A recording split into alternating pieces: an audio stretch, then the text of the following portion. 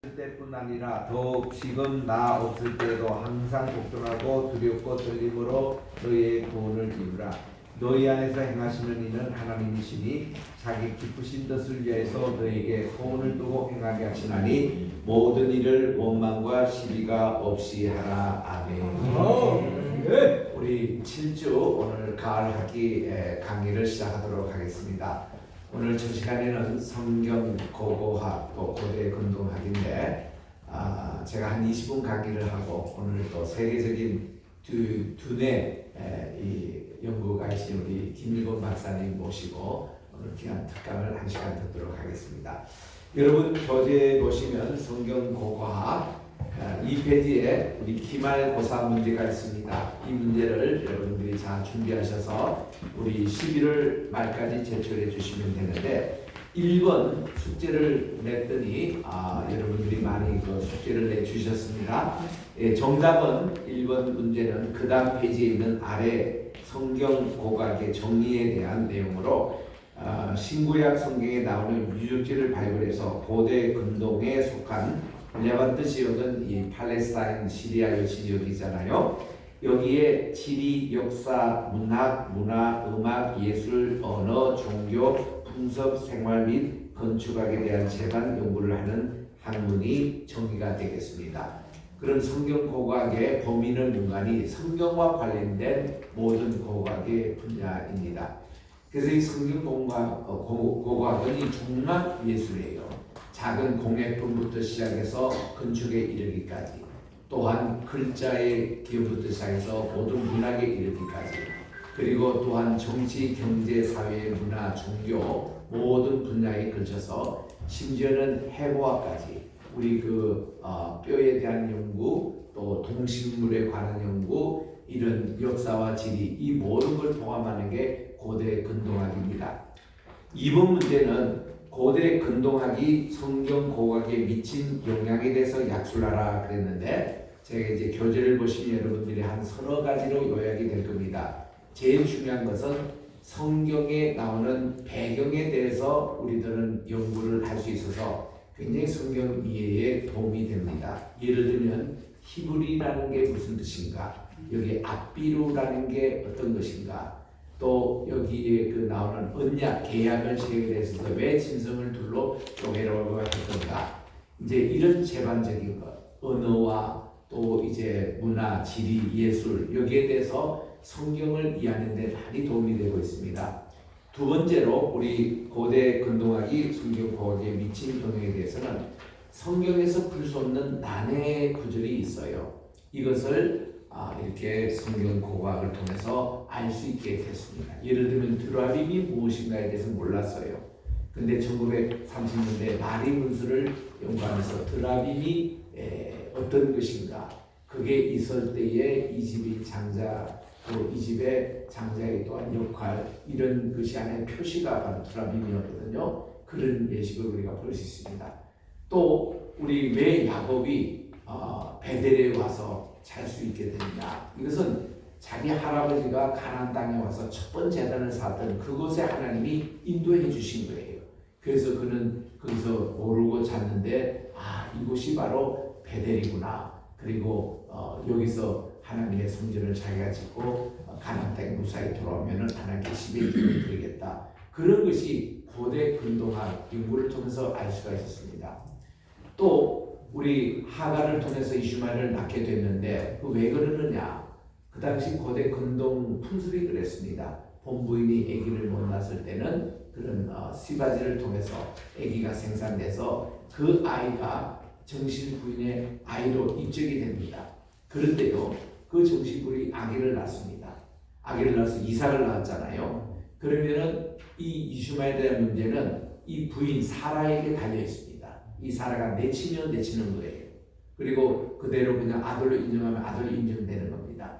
그러나 사라는 그를 내쳤어요. 왜냐하면 약속의 아들이 아니니까, 육의 자녀였으니까. 그래서 이슈마엘이 쫓겨나가는 것이 고대 풍습의 하나였습니다. 또 이 아브라함이 바로에게 가서 또 아비멜렉에게 가서 자기 아내를 누이라고 이렇게 속이는 걸로 우리는 나옵니다.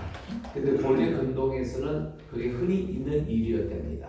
또 실제로 자기 이복 누이 동생이었고 이런 내용들이 이렇게 근동학의 공부에 나와요. 그리고 에블라 문서 같은 데 보면은 우리 그 내일 아침에도 제가 메타버스 성지순례에 나옵니다만은 창세기 14장에 나오는 소돔 지역의 5가지의 그 왕과 지역이 나오지 않습니까? 소돔과 고모라, 베라 이렇게 5가지 지역이 나오는데 이런 내용에 대해서는 에브라 문서가 발견되기 전까지는 이게 하나의 전설이었나 그냥 여러 가지 그 학설이 있었어요. 그런데 에브라 문서가 나와가지고 1974년도에 이것이 해독이 됐어요. G. 라이트가 이거를 해독했는데 그 순서도 틀리지 않게 창세기 14장에 있는 것들이 그대로 나왔습니다. 그래서 이게 알 수 있게 되는. 또 이스라엘의 명칭이 이게 모데타 석비에 나옵니다.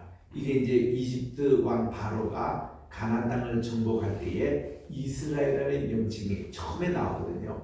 모네타 거기서. 그래서 성경이 이것이 고대 근동학 다른 문서에도 나온 것이 증거가 되고요. 텔 단에서 발견됐던 한석기 1991년도에 발견된 건데 거기서 보면 바이트 다윗의 집안이라는 것이 그때 발견이 돼가지고 굉장히 그 고대 근동학자들이 흥분했습니다. 왜냐하면 다윗이라는 이름이 성경 이외에 나온 고대 근동학에서 처음 나왔던 그 명칭이기 때문에 그렇습니다. 이런 것이 성경 공학에 굉장히 영향을 끼칩니다. 세 번째로 고대 근동학이 성경 공학에 미치는 영향이라 하는 것은 주석과 지리적인 배경과 문화 풍속과 이것을 다 얘기하기 때문에 우리 가나의 혼인잔치 예수님께서 거기서 이제 물로 포도주로 만든 그런 기적의 사건도 그 당시 풍습을 이해하면은 하나도 이해 안 되는 게 없습니다. 다 그게 가능합니다. 그리고 요즘 우리 유재희 교수님 심볼리즘에서 배우는데 무슨 식물이나 동물이나 이런 여러 가지 조사 이것들이 다 그 고대 근동학에서 나오는 이것이 성경을 이해하는데 굉장히 큰 파노라마를 우리 하기 때문에 이것이 굉장히 큰 영향을 끼칩니다.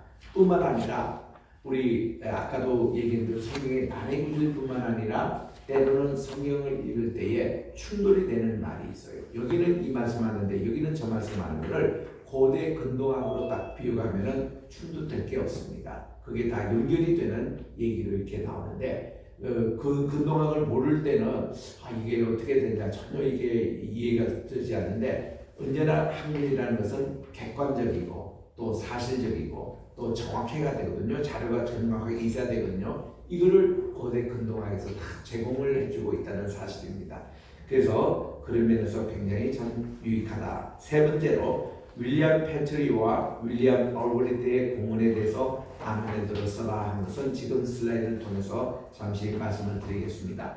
자, 우리 근동학에서는요, 여기 지금 실로 이 화면이 뜹니까? 네.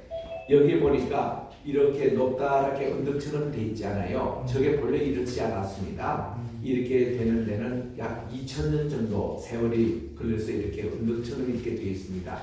이거를 우리가 텔이라고 얘기합니다. 우리 따라합시다. 텔. 텔이 하나가 있고 둘이 있는데 하나가 있는 게 히브리 유대인들의 지명에 보면 하나가 있고 텔 아비브 할 때 텔 그리고 아비브 쓰잖아요. 이게 전부 다 인공 언덕이라는 뜻입니다. 이게 뭔가니 어떻게 된 거니 아랍어로는 TELL인데 보통보다도 한 20m에서 30m가 높아요. 이 지상보다도. 왜 그러냐면은 이 지역이 천연 요새지이기 때문에 교통적으로나 물이 있고 또 사람들의 주거지가 형성되어 있어서 그 좁은 땅덩어리에 거기서 다른 곳으로 이주하지 않고 여기서 또 마을이 형성이 됩니다.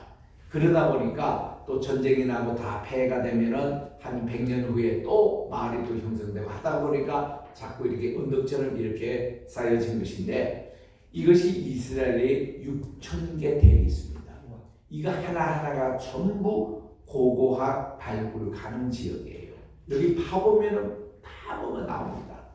그런데 이 6,000개 가운데서 지금까지 발굴이 마쳤거나 발굴이 진행되는 것이 한 400개밖에 되지 않아요. 그러니 아주 무궁무진한 이게 고대 근동학의 그 자료가 있습니다. 이거를 여러분들이 지금 시작해도 이 부분에서는 완전 전문가가 되는 거예요.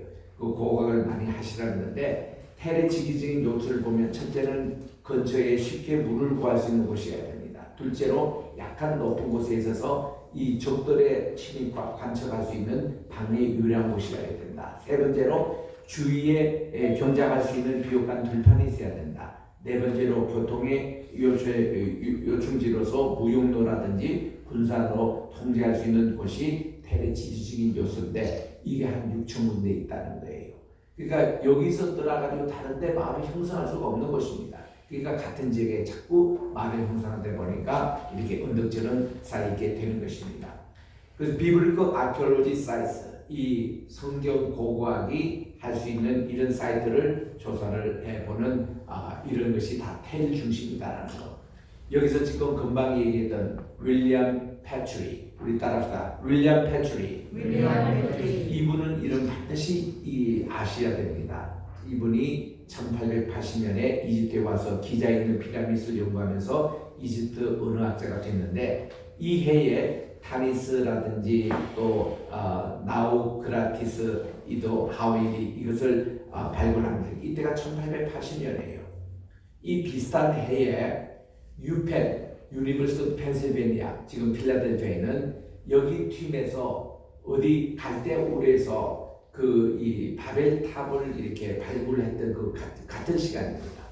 그때 이 유펜에서는 노아의 홍수 그 자국을 발굴했고 또 바벨탑을 이렇게 발굴했던 그 같은 시기에 이집트에서는 이 페트레가 이거를 이제 시작을 했는데 이분의 큰 공헌이 보면은 우리 세 가지 층위학이라고 지층 연구를 합니다. 이게 지층 연구 굉장히 중요해요. 왜냐하면은 텔에다가 다 지층이 형성되기 때문에 이거를 딱 하면 어느 지층에 어느 연대에 속했다는 것이 나오잖아요. 두 번째는 토기 연대기, 토기를 발굴하면 이게 어느 시대에 속한다, 이 토기의 내용에 대해서. 세 번째는 문자입니다. 참 이게 발굴하다가 뭐 문자가 나오면 고대 근동학자들 다 정말 엑사이팅해요.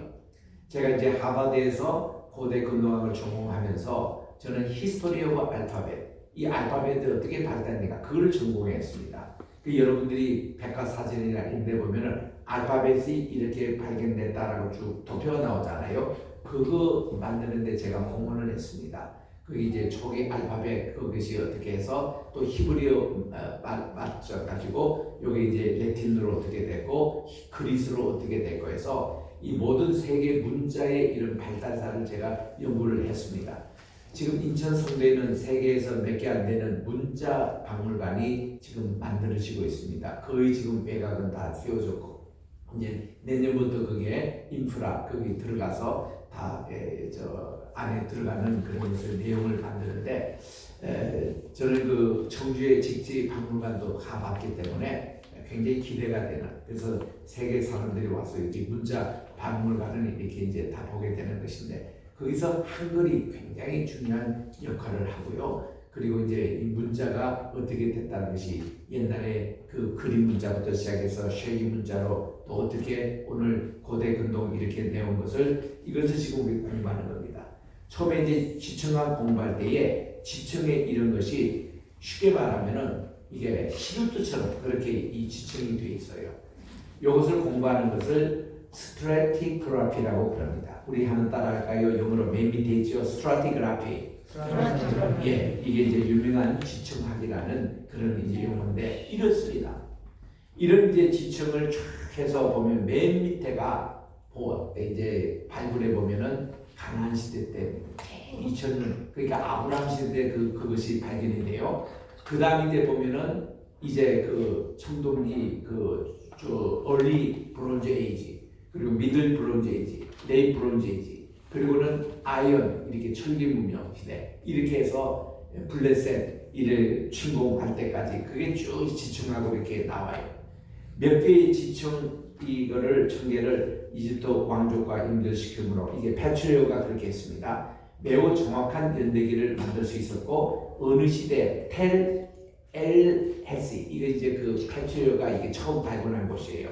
이런 사람이 살기 시작했는데 이것을 밝혀내서 그는 1895년에 15년 후에 이집트의 영국 고고학 학교를 만듭니다. 그리고 그 예루살렘에 같은 학교를 세웠어요.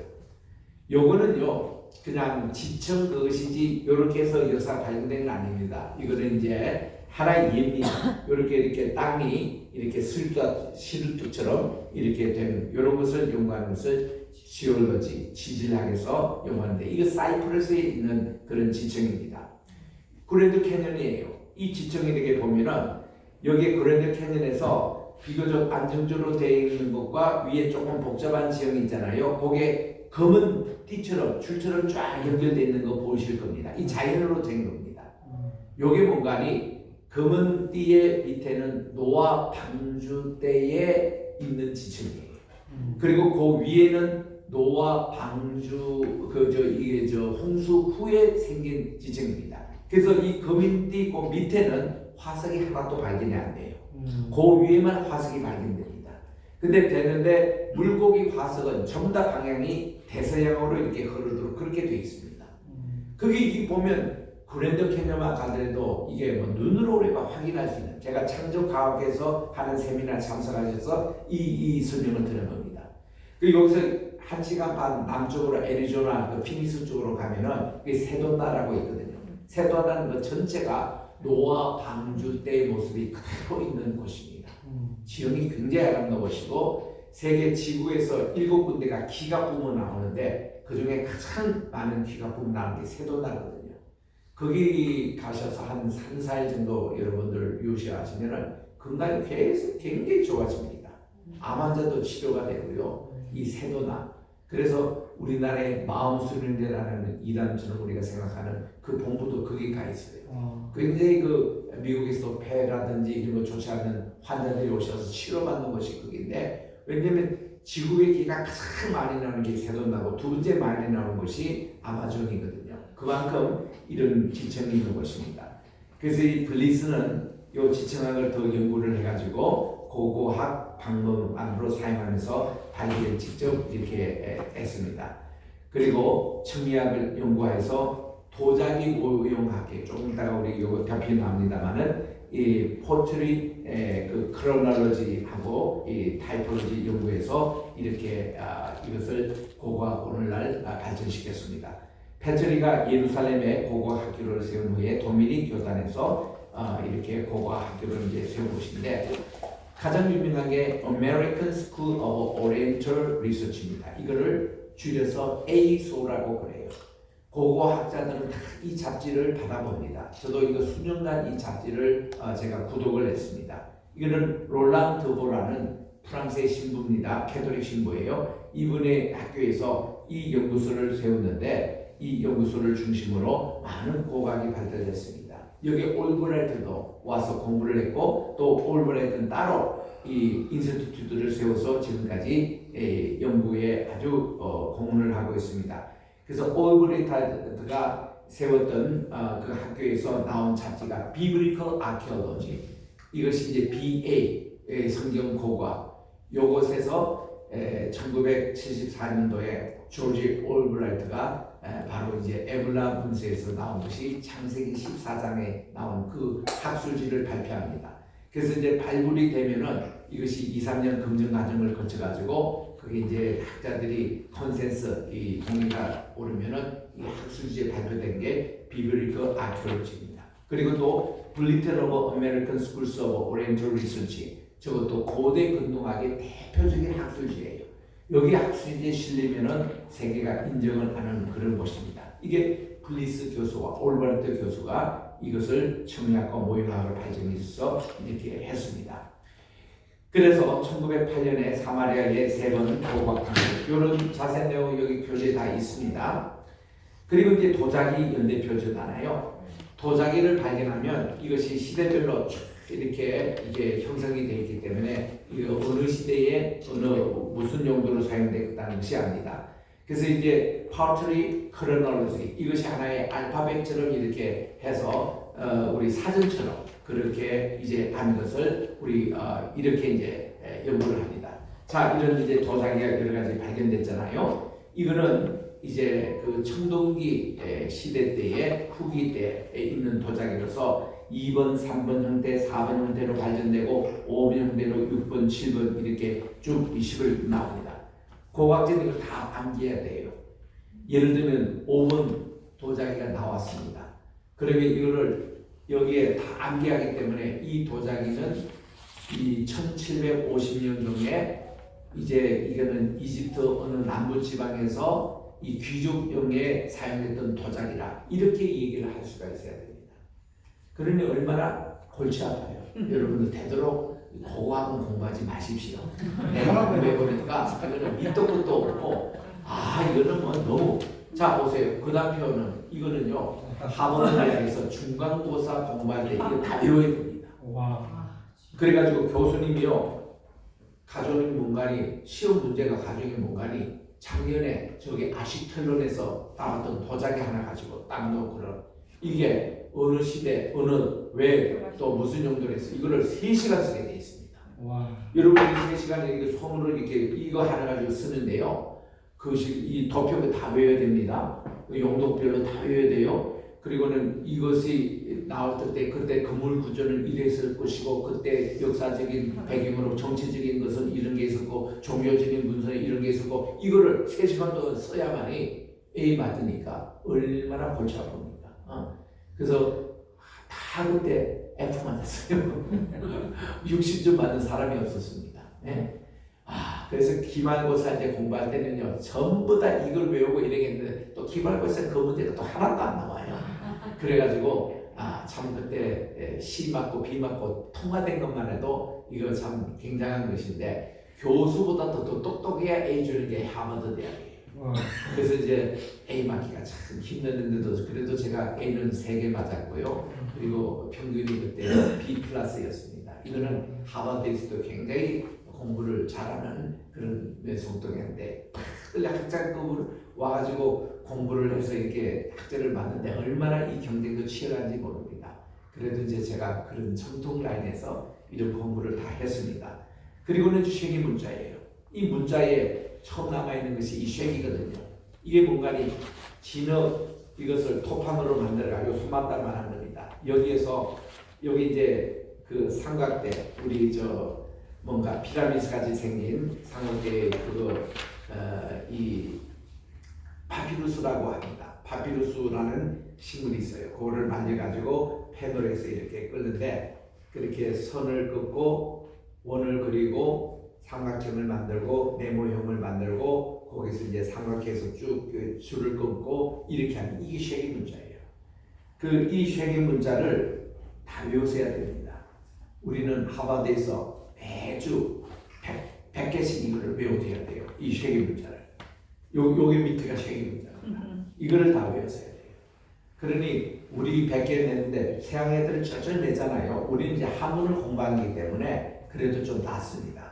그래서는 이거를 저는 3학기를 쉐기 문자를 공부를 했기 때문에 이거를 다 공부하면은 위에 이거 나오는 거죠. 머리라는 게 요렇게 이제 발달돼서 마지막 7번까지 갑니다. 여기 스테이지 1, 2, 3 쭉 설명 나오잖아요. 다 설명이 가능해요. 그러니까 이렇게 공부한 겁니다. 저는 이렇게 열심히 공부했는데 한국 와서 한 번도 못 써먹습니다. 써먹을 데가 없어요. 이거 보면은 좀 억울하기도 하고 그래서 우리 연대 문제 이렇게 쭉 나오는데 자 제가 오늘은 요만큼 하고 우리 김일건 박사님은 우리 뇌 연구에 대해서 국내뿐만 아니라 국제적으로 참 유명한 분이십니다. 한번 모시려고 1년 전부터 배우다가 올해 가을학기는 꼭 모시겠다 해서 9월 말로 시간을 잡았는데 우리 마치 또 MT가 있어가지고 그때 또 놓치고 오늘 오시게 됐습니다. 우리 박수로 한번 만나주시기 바랍니다.